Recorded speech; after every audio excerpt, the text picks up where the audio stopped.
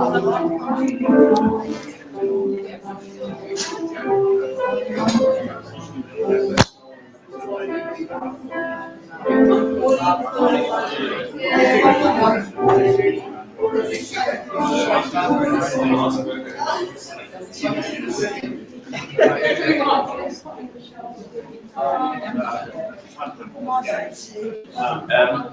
was attempting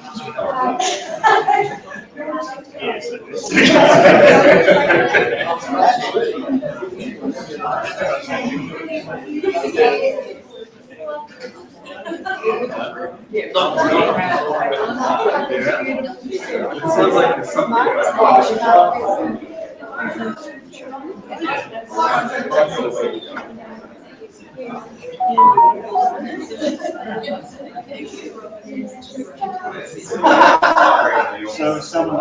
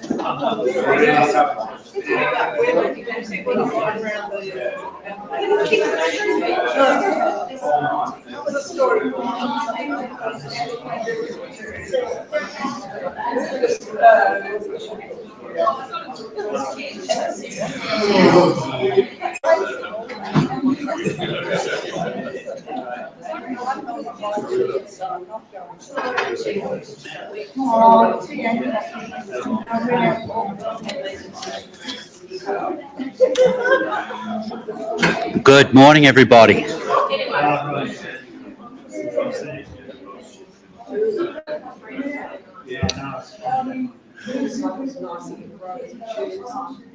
Good morning, good morning, good morning.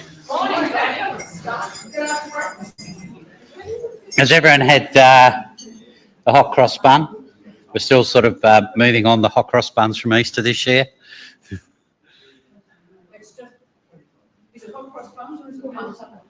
Well, that's a very good question. Welcome to everybody. We'll just wait while a few people wander in. Special welcomes. So firstly, special welcome to Merrill. Merrill, lovely to see you back this morning. So Merrill will be preaching to us later on today. She's telling me her voice is gone. And from for those of you who are not aware, she's just back from an extended tour of Ireland. So we're thinking way too much singing and Guinness in the pubs at night is probably the... No, she's claiming that's definitely not the truth. But some general welcomes too. John, lovely to see you here this morning. Clearly you're here to pray for your football club, who did atrociously last night. Yeah, Helen, wonderful to see you as well. But also Judy and Diane, lovely to have you along this morning. Judy and Diane from Chelsea. And Judy, you're the minister at Chelsea, aren't you? You were. So lovely to have you along this morning. And Michael and Evelyn, love to see you guys here as well. So fantastic. So what we're going to do now, we'll just start our service in the way that we normally do. The theme for today is Morning Has Broken. So Merrill is going to speak to us for the next 3 or 4 weeks, Merrill. 3 weeks. Unless we really like it, in which case we might extend it to 4. Yeah. And she's going to help us have a little think about Genesis. So the beginnings of things. So this morning we'll just start by our normal acknowledgement of country.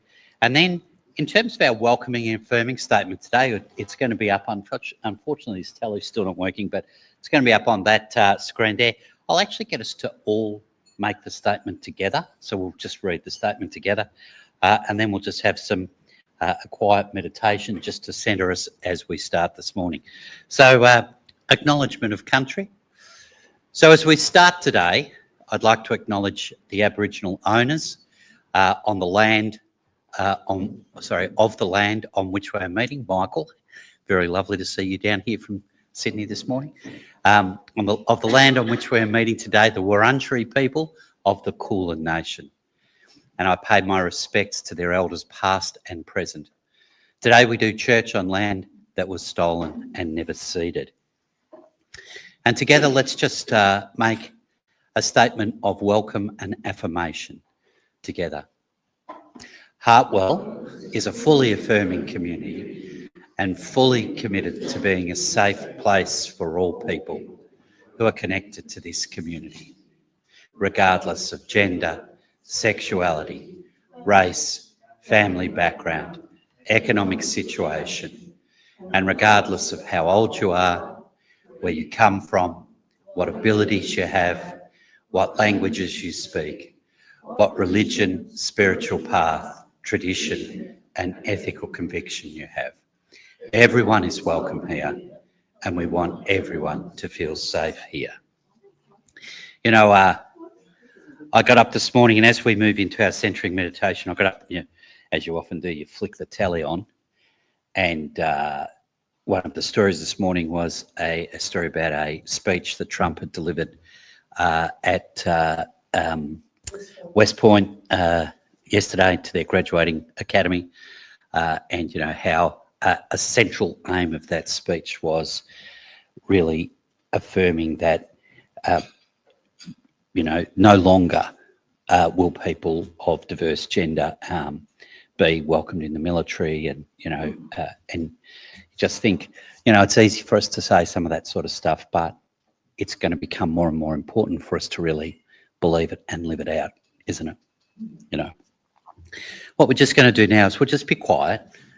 So I'll just get you to just sit quietly and just center yourself as we arrive at this space today. Just be present and aware. And we'll just spend a moment in quietness together. And in a moment, as we just bring this little space to a close, I'll actually read just a verse from John O'Donoghue, the great John O'Donoghue. And while we do this, I'll ask Andy, at a time when you're ready, Andy, just come up and light the candle for us. So let's just be quiet and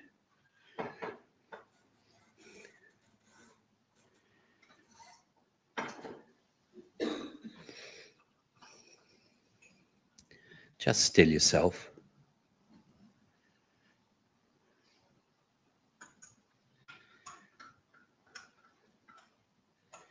Become aware and connected with yourself, with your physical presence.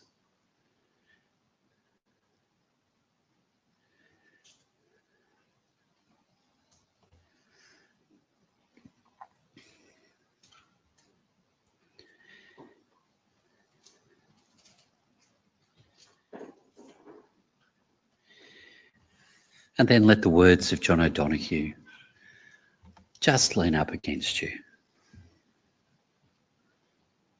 May you awaken to the mystery of being here today. And may you enter the quiet immensity of your own presence. May you have joy and peace in the temple of your senses. May you receive great encouragement when new frontiers beckon.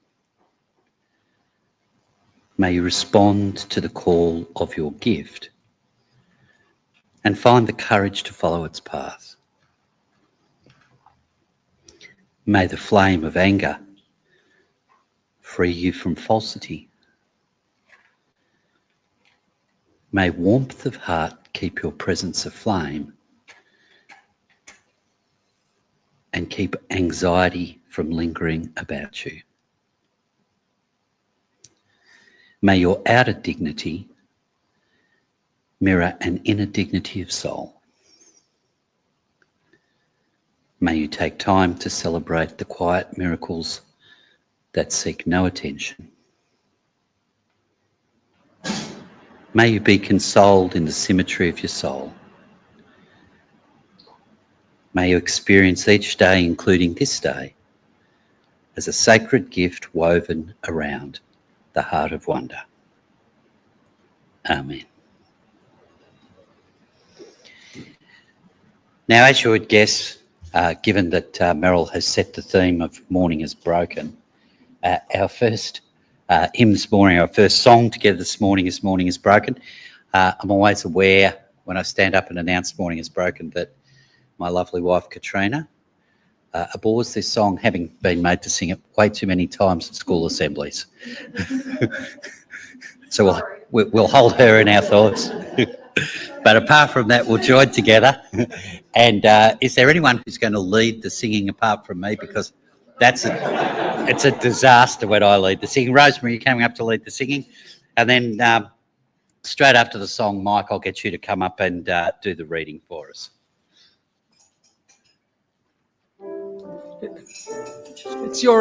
For me, it's Amazing Grace. Can't be right. Morning has broken like the first morning. Blackbird has spoken like the first bird. Praise for the singing, praise for the morning, praise for them springing fresh from the word. Sweet the rain's new fall, sending from heaven, like the first dew fall on the first crowd. Praise for the sweetness of the wet garden, sprung in completeness where God's feet pass. Mine is the sunlight, mine is the morning, born of the one light, Eden's old flame. Praise with elation, praise every morning, God's recreation of the new day.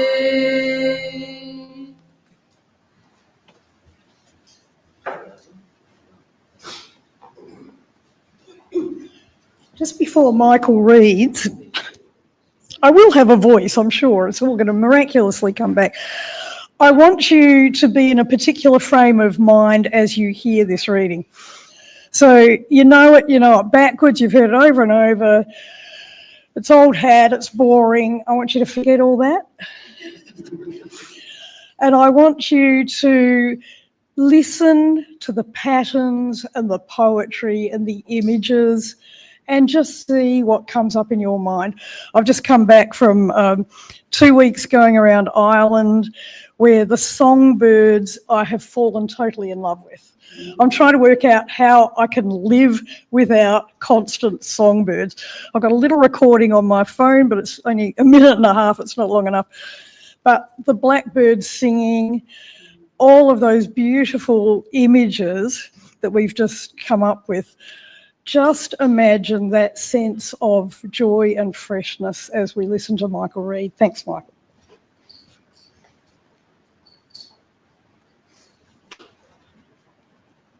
If you're expecting me to sound like songbirds, I'm sad. You're going to be sadly disappointed.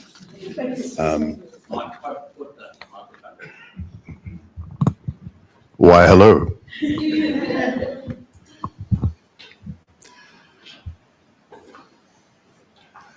Oh, this is a translation I'm not used to. Forgive me, I'm a little bit rushed today. When God began to create the heavens and the earth was complete chaos, and darkness covered the face of the deep, while a wind from God swept over the face of the waters. Then God said, "Let there be light," and there was light. And God saw that the light was good, and God separated the light from the darkness.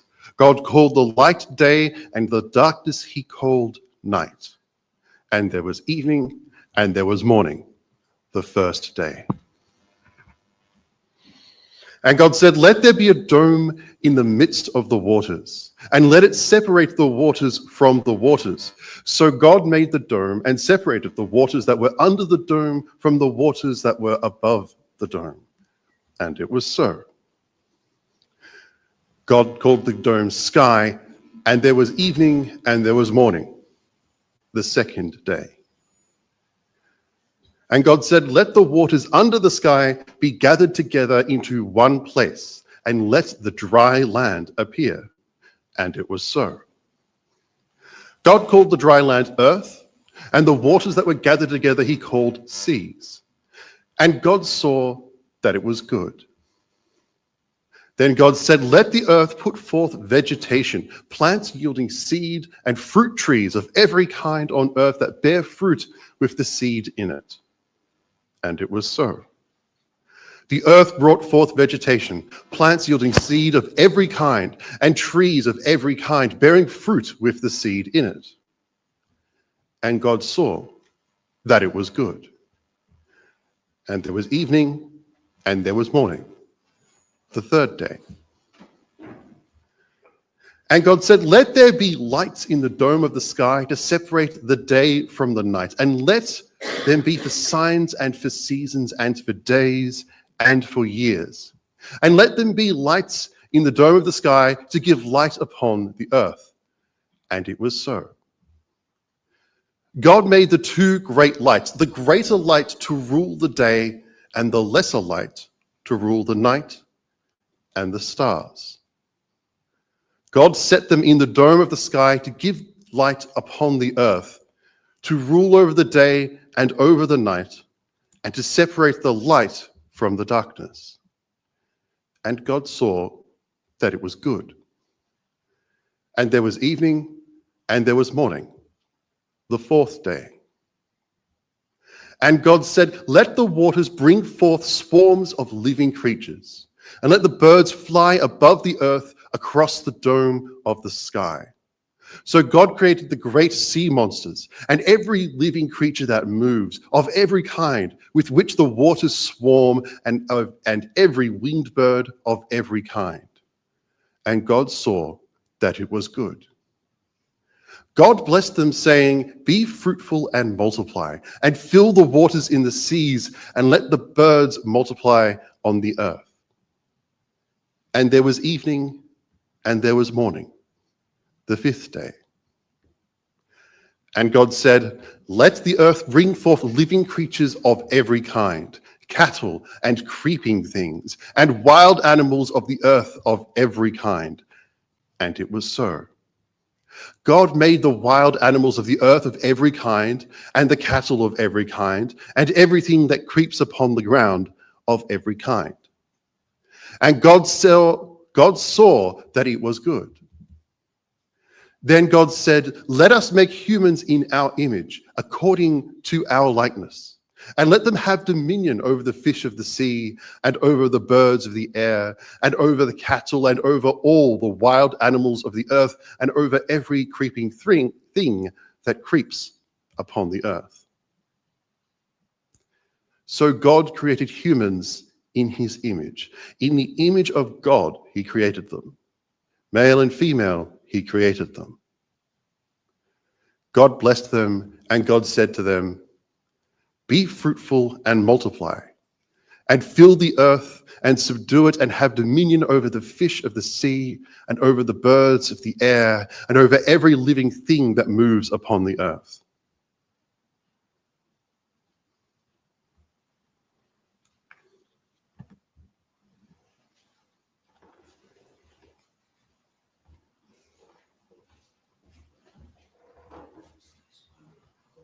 What did that feel like?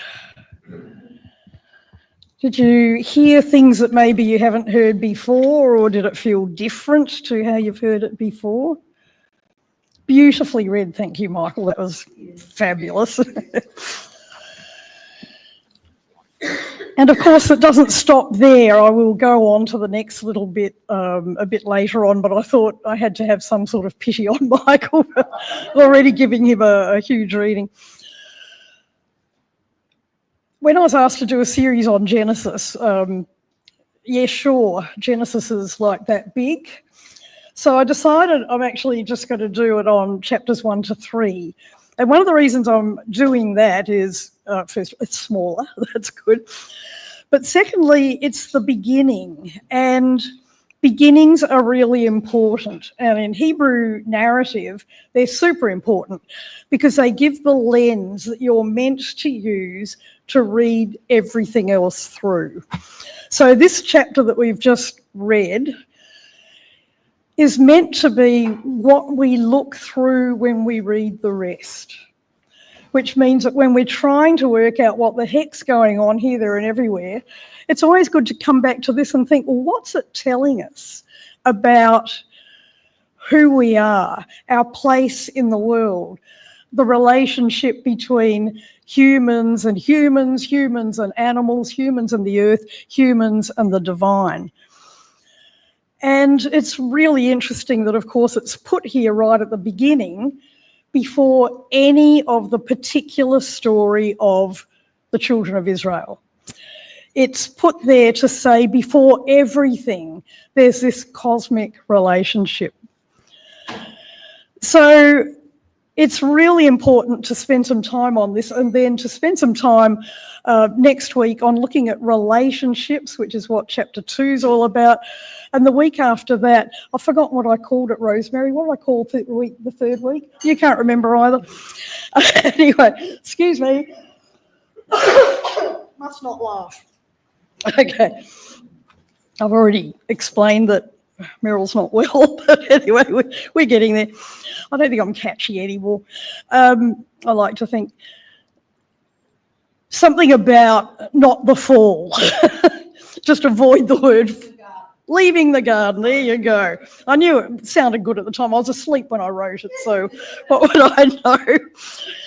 So how do we read is really what this series is about, or underlying it, is what do we, and whenever I get up here, that's basically what I'm talking about, is how do we read the Bible? It's been used so badly so often and kind of breaks most of us out in hives at various times, just the very thought of it because of the way it's been used badly. What happens if we let it be what it is, which is a gorgeous, gorgeous collection of fabulous literature that's been developed over centuries, if not millennia, it's hard to know, by people who are top of their game when it comes to writing and putting together ideas.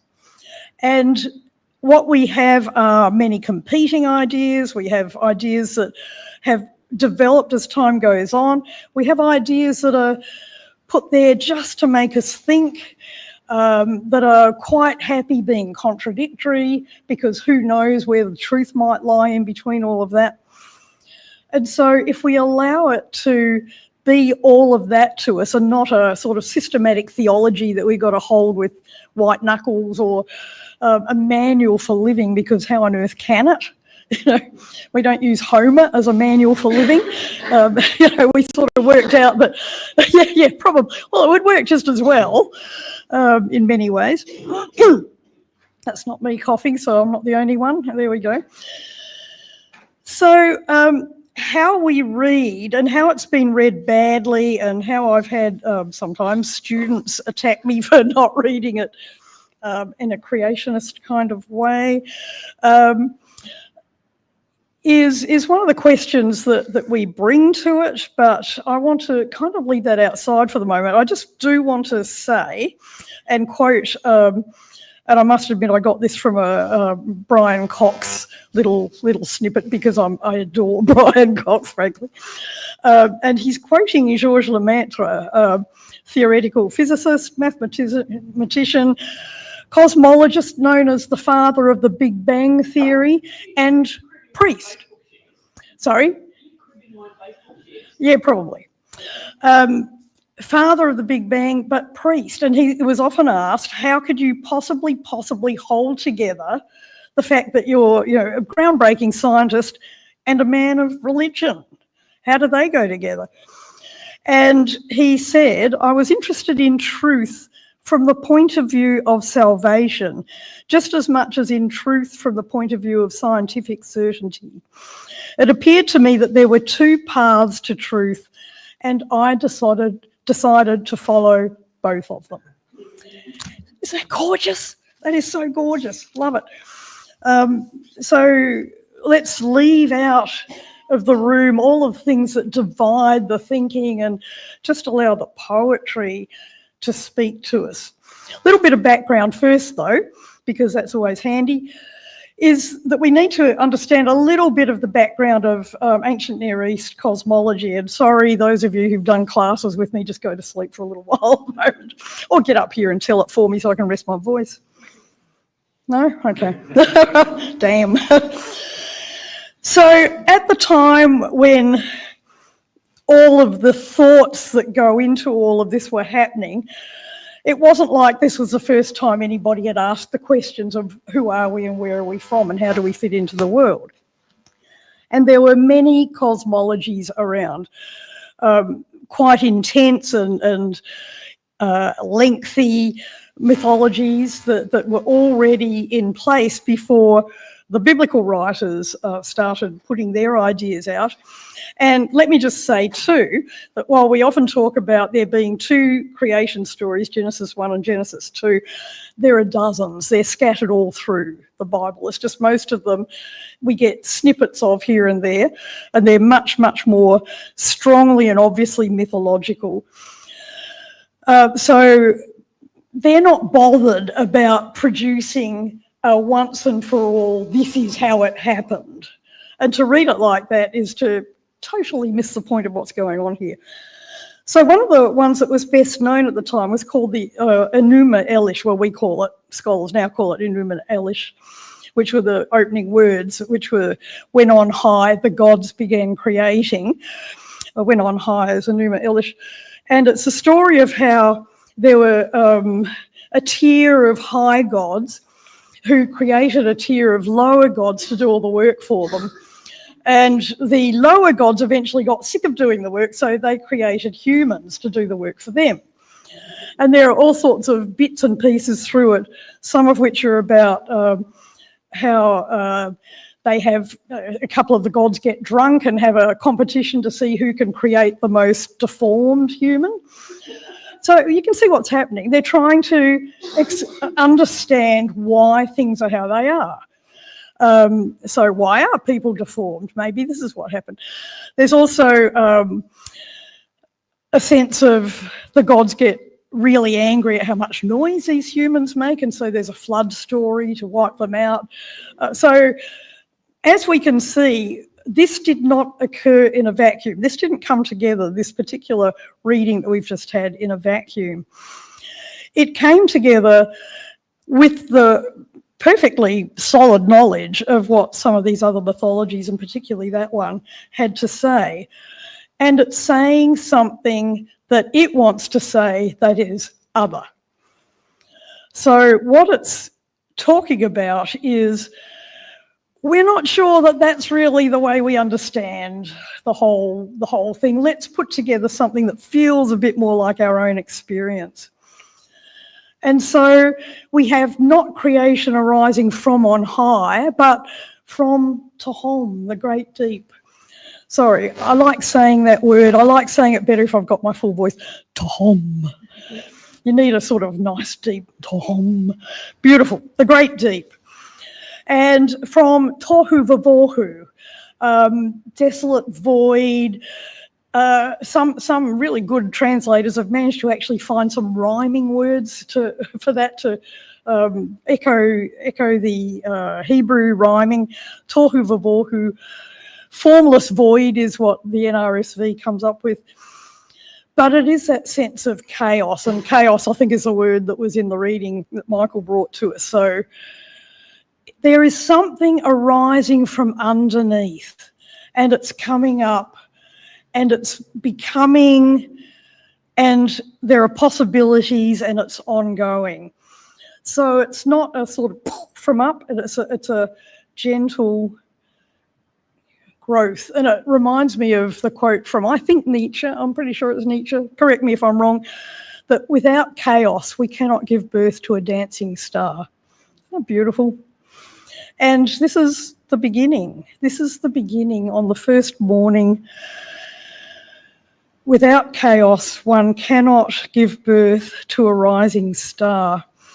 And just to start right there, how does that change the way we might read the continuing narrative? How does it change the way we might read what has been sort of theologically termed by people trying to put it all down in nice black and white as the fall, as sin and damnation and all of those sorts of things? If there is this sense of becoming where chaos slowly forms and creates and works its way out, but from time to time falls back into it and then comes to life again, creates. It just changes, I think, the way we think about all of these things. So, to the actual poetry then, and I could go on forever about this, so I'm just going to pick out a few highlights. One of my friends, by the way, I've just been on this 16-day pilgrimage around Ireland, looking at the divine feminine. So 14 women, most of us, you know, in our older stages of life. Some of them are still working, but most of us are sort of around retirement or post-retirement. And one of them is actually a colleague of mine, as I discovered. We hadn't seen each other for years. She used to work at Monash, Kate Rigby. And she's now a professor of environmental studies in a big university in Germany. So she came from Germany and met us all there. And she's just produced a book called Meditations on Creation in an Environment of something. You know, feel free to look it up on your phone, anybody who's got a phone there right now. And it's a set of meditations on the first 6 days of creation, which sadly she didn't have any copies of with her. But it sounds wonderful, and I've just bought it online, but of course it hasn't arrived yet. But there is this sense of, I started telling you that for a really good reason. I lost it. Never mind. Keep going. Okay. This is going to happen a bit. I'm sorry. Jet lag. Next week I'll be right on my game. So starting off, what do we get as we read through this lens? And we start with this darkness over which something hovers. So it's usually translated as the Spirit of God, though wind, breath, sometimes wind or breath work better for us. It just kind of opens out our thinking if we've had spirit used a little bit too abusively in our lives. So maybe just hold those alternative translations and meanings. But something is hovering over the face of this great deep, and God says, "Let there be light," and light. Gorgeous, gorgeous. It makes the hair on the back of my neck stand up every time. In Hebrew, it says, Yehi or. You know, it's really stark. It happens. It's spoken, it happens. And there's this division of the light and dark. And one of the beauties of it is that it doesn't do away with the dark. It separates them, but we still live through both of them. So the first day is showing that there is both light and dark, and both of them are necessary for life. So there's the beginning of our lens. Creative act is about fruitfulness, the rest of them, the lushness of the bringing forth of all of these different types of life on the various days, the words of teeming, the teeming of life in the sea, of fish, everything from the great monsters of the deep through to the little minnows you can imagine that just fill any little bit of water. We saw kids looking for tadpoles in the Bridget's wells. There are dozens of, no, there are hundreds of Bridget's wells, and I think we saw a fair few of them on our way around Ireland. But it was lovely to see people finding life in them. fruitfulness, all living things, all a part of this creative and creating act that goes on and goes on. One of the other things is, and we miss in translation, we miss a lot of things in translation, you're just all going to have to learn Hebrew. God, you probably all know this anyway, the word God is Elohim. It's a plural, and we don't know why. We actually don't know why, but right at the beginning, in this beginning lens, God is a plurality. Gods. Why? Don't know. But it's only in this chapter a bit later on that we actually have that played out in the way God speaks about God's self. Let us make humans in our image. So there is something there about a plurality, a companionship. People will say, oh, well, obviously it's talking about the Trinity. Well, the Bible doesn't talk about a Trinity. That's a later theological sort of trying to make sense of things. And it's a metaphor, so why did we get so hung up about it? Anyway, where was I? Back at Elohim. So in the midst of this lovely enigmatic reading, God creates humankind, and I want to sort of skip over days 1 to 5 and land on 6 for a little bit of time, because 6 is kind of key, I think, to our understanding of ourselves as human beings. So let us make humankind in our image according to our likeness, male and then, I'll stop at that one. According to our likeness. And humankind, the word in Hebrew is Adam, and Adam is not a name and it's not a gendered thing. It is a play on words.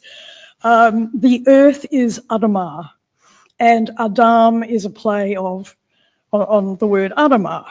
So Adamah, the earth, creates Adam, a human of some sort. And because it's a human, and there is no sort of relationship at this stage, it's not gendered. So it's interesting that in this first chapter there are no gendered words. The gendered words are ish and isha, man and woman. So they're quite clear what they are. So here we have, let us make Adam in our image according to our likeness, and let them have dominion over everything living. I'm going to leave the dominion bit just for the moment. I think we sort of... Or do I need to say something about it? I don't know. How much time do I spend on every word in this? Because there's so much, and it's usually a 3-hour lecture. And that's the first lecture, and then there's another 3-hour lecture a week later. Anyway, so there is something about this dominion comes from the idea of kingship, which is about being a shepherd. And you'll know from various other passages that the good shepherd, bad shepherds, the shepherds who can't lead their people well, is always a very, very strong criticism of kings at the time. So the idea of a king is somebody who can make sure that everything underneath them flourishes. They're like the father of the country. There is no point to them unless they ensure the flourishing of all. And that's very clear in all sorts of ancient Near Eastern legal codes. It's very clear in the Hebrew legal codes. So this word dominion that has often been taken to rape, pillage, rip out anything we like, do whatever we like with the earth, is simply not there in the meaning at the beginning. So I'll just say that and move on. So Elohim created Adam in his image. The word image is tselem, which comes from the root word sel, which means shadow. So there is a beautiful image here of somehow we are the shadow of the light behind us, because that's what a shadow is. There must be a great light behind for a shadow to be cast. So something about being human, being the proof of, I don't know, whatever you want to call it, that which is above us, greater than us, which calls us into representing the greatness of it, the beauty of it in the world. So Tselem. And remember the other creation myth of the Enuma Elish, where people are created to do the work of the gods. And the only person who was ever known as a kind of son of God in those cultures was the king. So here we have this incredibly democratic picture of all people being created in the likeness of God, not just the king, all people. And very specifically, male and female. So this is the first time male and female are mentioned as separate beings. So male and female, he created them. And the Hebrew poetry, God created Adam in his image. In the image of Elohim, he created him. Male and female, he created them. There's this thing called parallelism, where the same thing is sort of said over and over, but in slightly different ways. So there is no doubt that that final line, male and female, he created them, is referring us back to that image, because it's in that place in the poetry. The image of God is multiple, it's diverse, it is certainly not masculine, it's all sorts of things. We'll talk about a bit more about how that plays out as relationships next week. But just to hold that at the moment, one of the things you might have heard, I hope, on the way through was a repeated phrase, which was like a little chorus sung at the end of every day. Did you catch what that was? It was good. It was good. God saw that it was good. God saw that it was good. And the climax is at the end of day 6, when all living things have been created all on one day, it was very, very good. It was very, very good.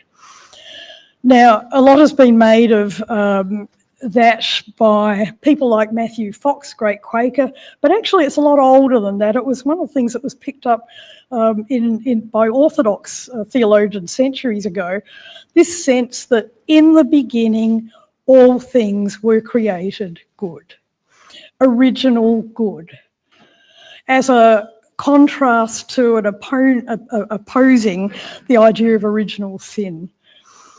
Things are created good. Matthew Fox calls it the original blessing. We're not sin, we are blessing. But the story doesn't finish here.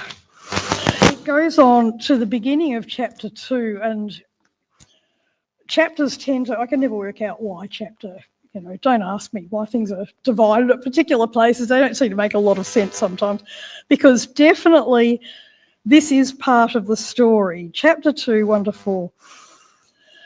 Thus the heavens and the earth were finished and all their multitude. And on the 7th day, God finished the work that he had done, and he rested on the 7th day from all that he had done. So God blessed the 7th day and hallowed it, because on it God rested from all the work that he had done in creation.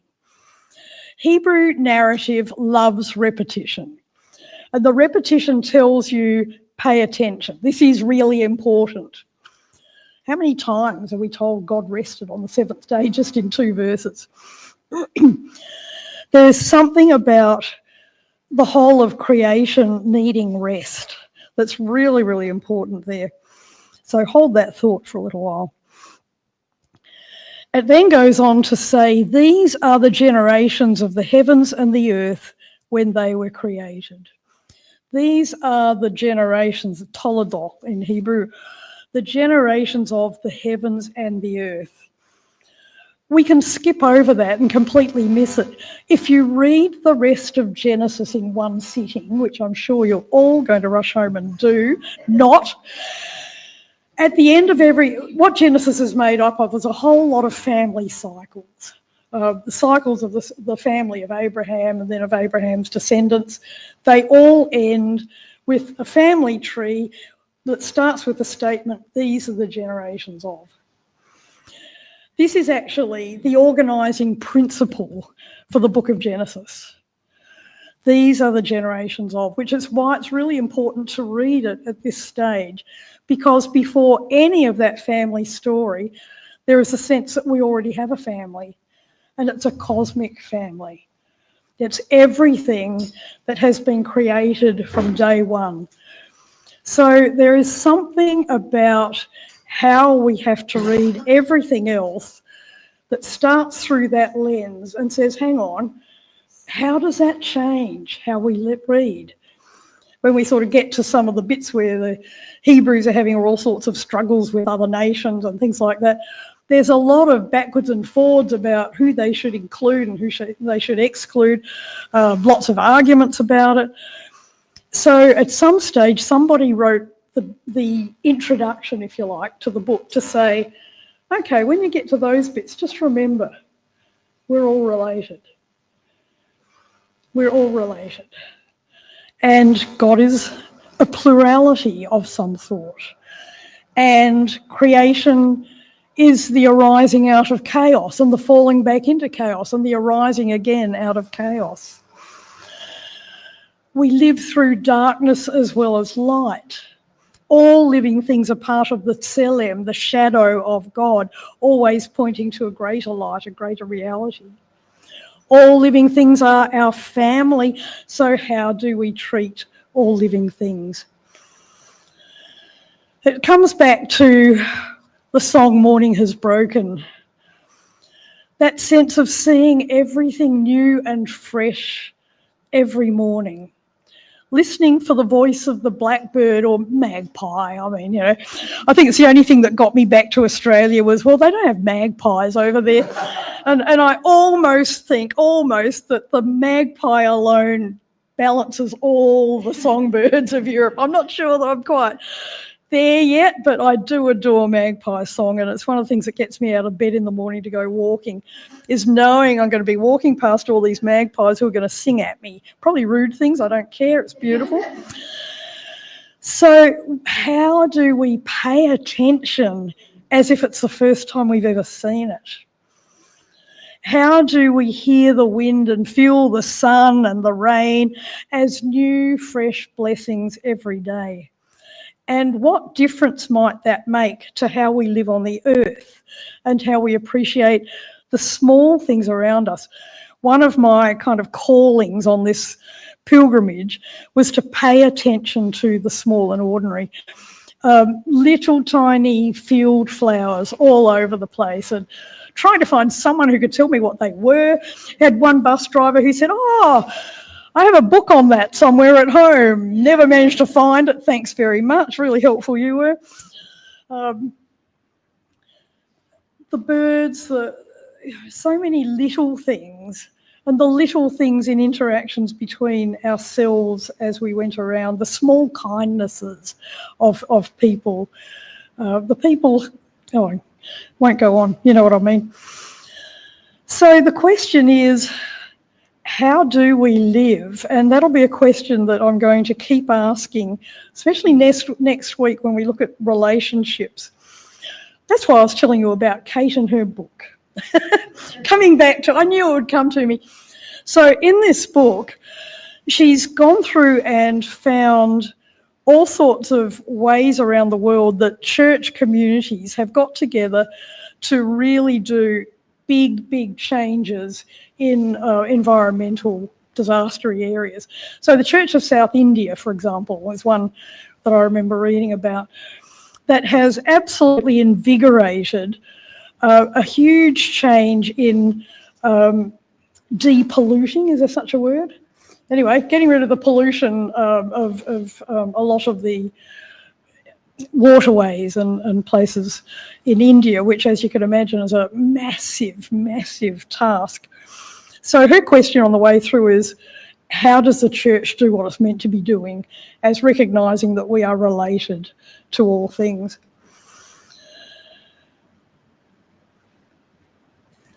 Finally, let's finish right there, I think. I can just got to stop somewhere. All things are our family.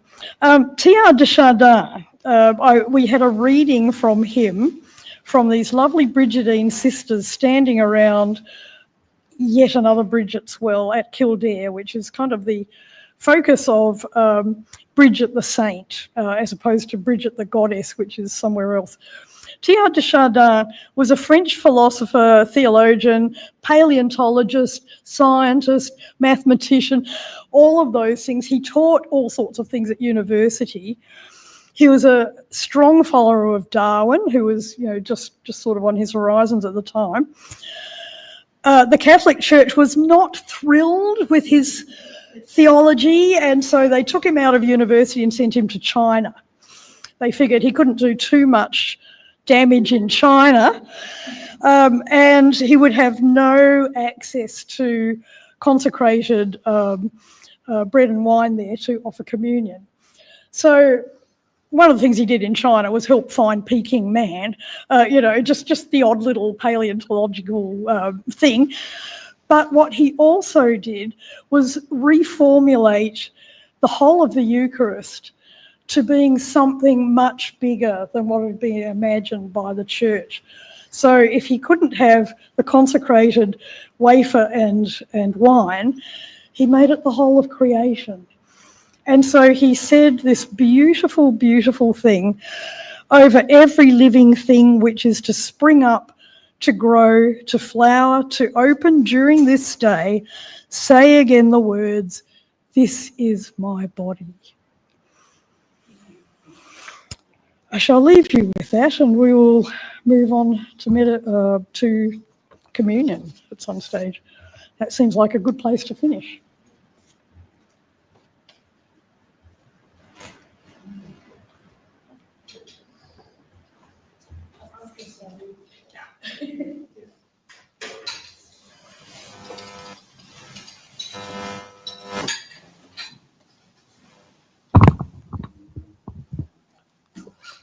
I think Danny, it was about 2 months ago, introduced us to this Cat Stevens song, Yusuf. And so we're going to sing it together.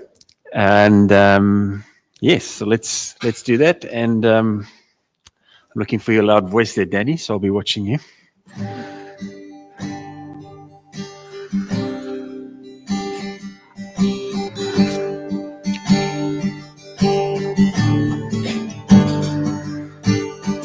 All kinds of roses, all kinds of roses, all kinds of roses grow in my garden. All kinds of creatures, all kinds of creatures, all kinds of creatures run on my land. All kinds of children, all kinds of children, all kinds of children play in my yard. So many feelings flow through my blood.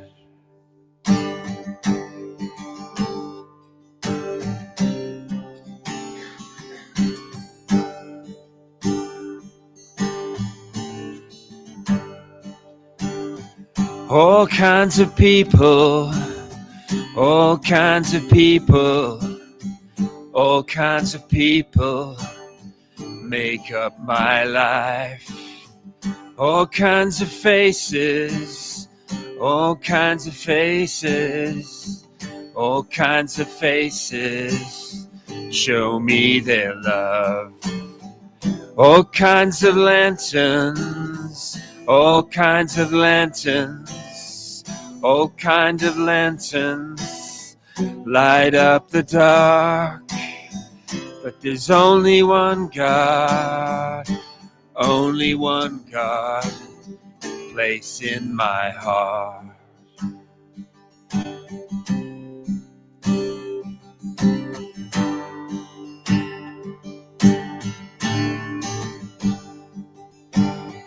All kinds of roses, all kinds of roses, all kinds of roses grow in my garden.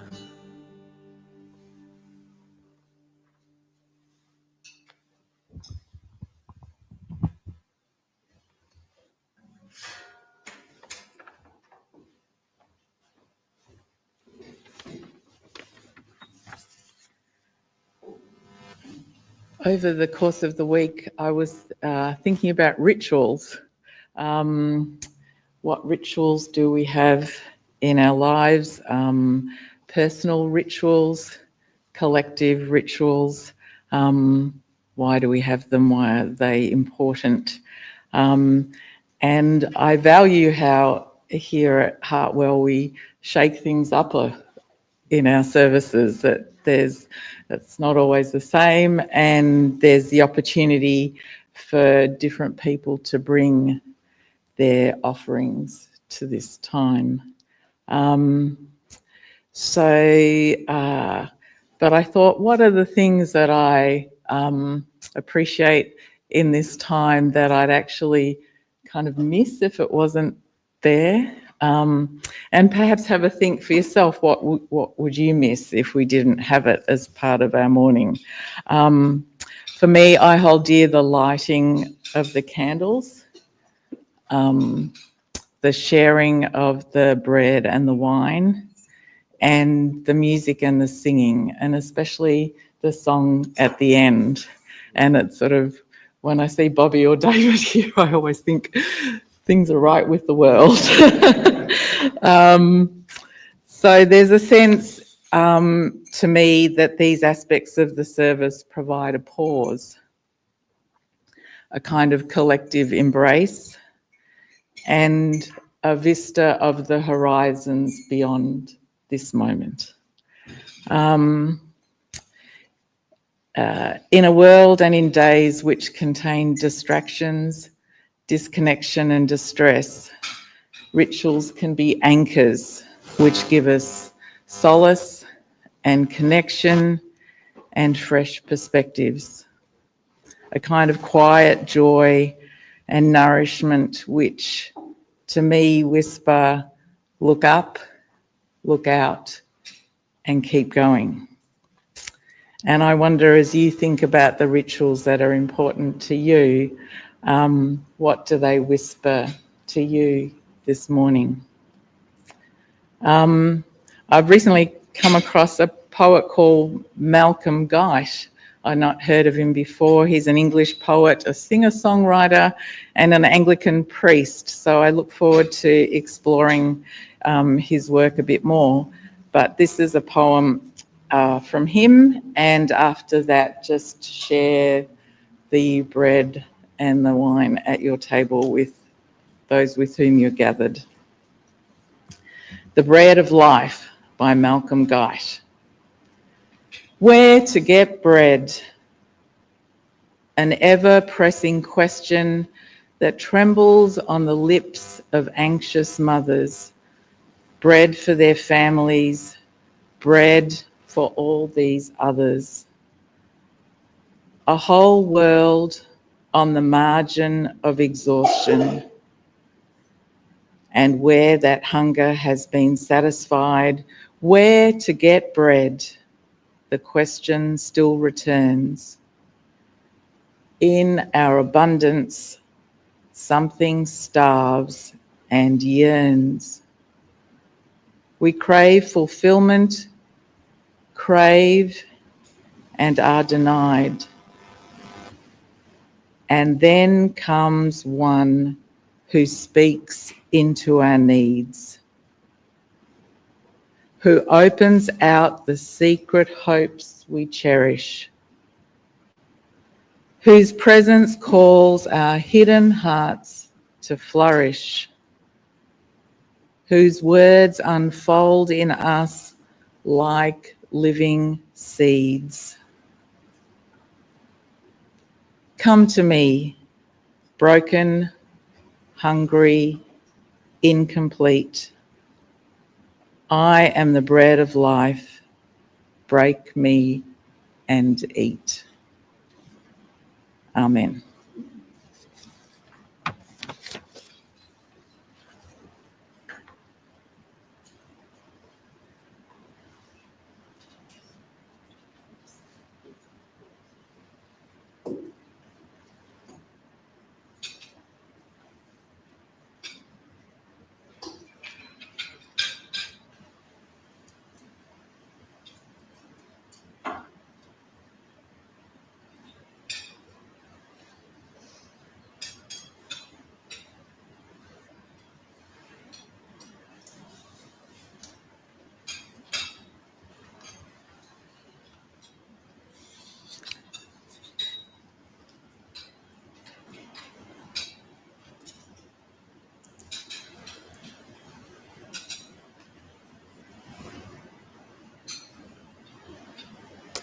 Let us come together as a community in prayer.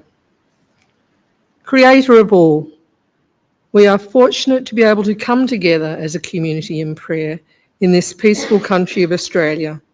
And like so many who live in the places in the world where conflict rules their lives.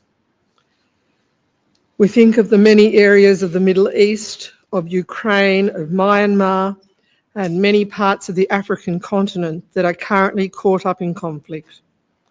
Wars that are being fought in the name of religion or ethnicity for the benefit of the rich and powerful at the expense of the average person, producing pain and suffering mainly for those who have no control over the events.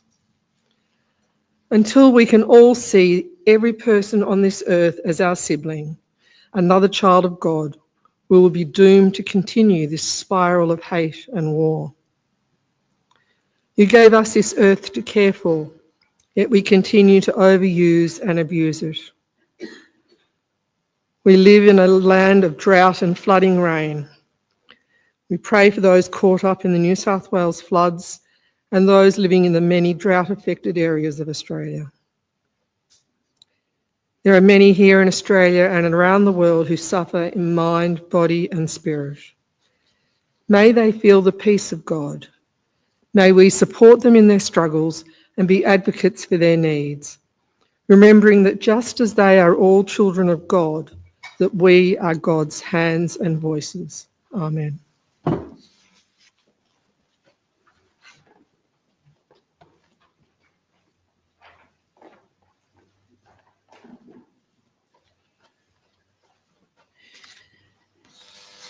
Thank you, Merrill, and thank you, Brian, for channeling Yusuf for us this morning.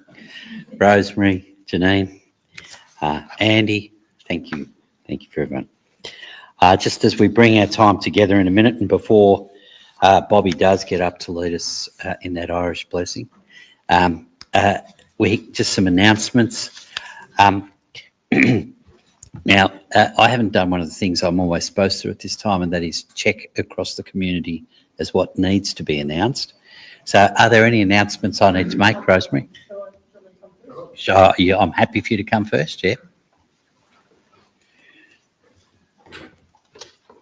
Continuing in our creation theme, there's a Progressive Christian Network Zoom thing today about evolutionary creation and evolution by John Power, who was an Anglican priest, is now a Uniting Church minister, and his interest is in evolutionary theology and the emerging church. So I'll actually put it out, the link. I'll do a quick thing on the MailChimp and put out the link if you're interested in joining at 4 o'clock, or you can catch up on it on their website other times. Okay, any other announcements? There's a couple of things, as we often do. Guys, so Julie and Tim and Judith and Andrew and everyone are heading home. So they're on their way home. So Speaking of that mob, Bo has a photo of last night them having supper near Kalgoorlie. oh, there you go. Well done. Anyway, just think of them. So- We'll see them soon. Yes, see them soon, and let's hope their travels are all safe, eh? As we do after each board meeting too, we sort of just bring a bit of a couple of things that we've been talking about at the leadership team, just so that everyone's aware of it. And at the last leadership team meeting, some of the things that we just thought we'd update you with is that Brian and John Rogerson, who's not here this morning, and Barb were our delegates at State Conference, which is, for those of you who don't know, is sort of our collective gathering. So they've all attended that this week. Plenty of interesting stories, no doubt. Barb, or do I ask either of you, is there any reports or? Yeah, say so. I got the reports, I just was socialising. Barb was socialising? Yeah. So it was, there was some interesting moments and some good moments. So I often feel sometimes when I step into that space, I'm in a foreign universe and for 2 days of the year, I'm trying to figure out what's going on. So there were definitely moments like that. I would say that the speaker was particularly good this year, the guest speaker, and one of the the great quotes that he used was ministers on average have a lower emotional intelligence than the rest of the population. So I hope that's not the case with me. And then I think the statistic is even worse. It's the more they're in the role, the worse it gets. So it was actually a real good challenge to a lot of ministers to deal with their crap in their life and not bring that to the church that they're in. So that was particularly good. Obviously, I think Danny might mention, but for those of you that don't know, Rod Nyhouse has resigned.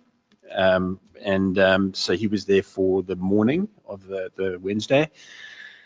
And so they'll go into a process of figuring out who the next person will be at the AGM. They kind of, one of the key criteria what they were speaking about was somebody who's very familiar with Churches of Christ DNA.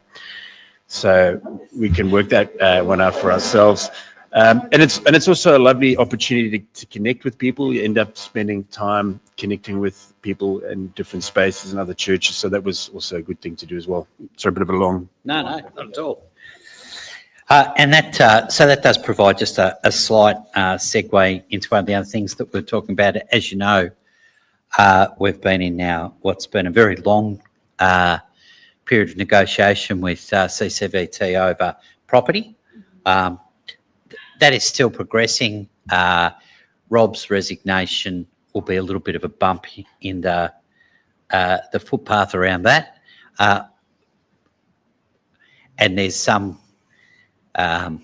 think that perhaps maybe things might be easier on the other side of that bump. So we'll work through we're right at the point in that process now where